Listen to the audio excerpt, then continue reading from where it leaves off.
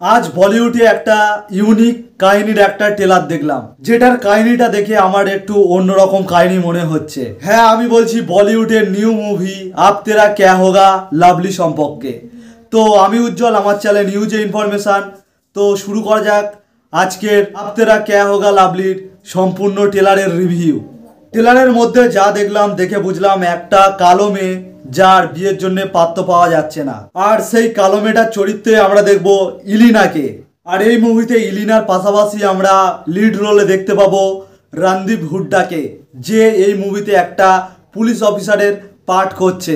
মুভির ট্রেলার দেখে বোঝা যাচ্ছে এটা একটি family type comedian drama movie হতে চলেছে। মুভি কমেডি হলেও এতে সমাজকে একটা বার্তা দেওয়ার চেষ্টা করেছে এই মুভি। সত্যি মুভির ট্রেলারটা আমার খুবই ভালো লেগেছে, আর এই ট্রেলারের মাধ্যমে আমি একটা ইউনিক কিছু দেখতে পেলাম। দেখা যাক মুভিটা কেমন হয়, আশা করি মুভিটা খুবই ভালো হবে। আব তেরা ক্যা হোগা লাভলি মুভির ট্রেলারটা এখনো পর্যন্ত যারা যারা দেখেননি দেখতে পারেন। মুভির ট্রেলারটা দেখে হয়তো আপনাদের ভালো লাগতেই পারে। আর এই মুভিটার রিলিজ ডেট হলো 8ই মার্চ। তারপর মুভিটা সিনেমা হলে রিলিজ হলে ওই মুভির রিভিউ নিয়ে আসবো আমার এই চ্যানেলেতে। তো একটা ছোট্ট একটা ইনফরমেশন দেওয়ার ছিল।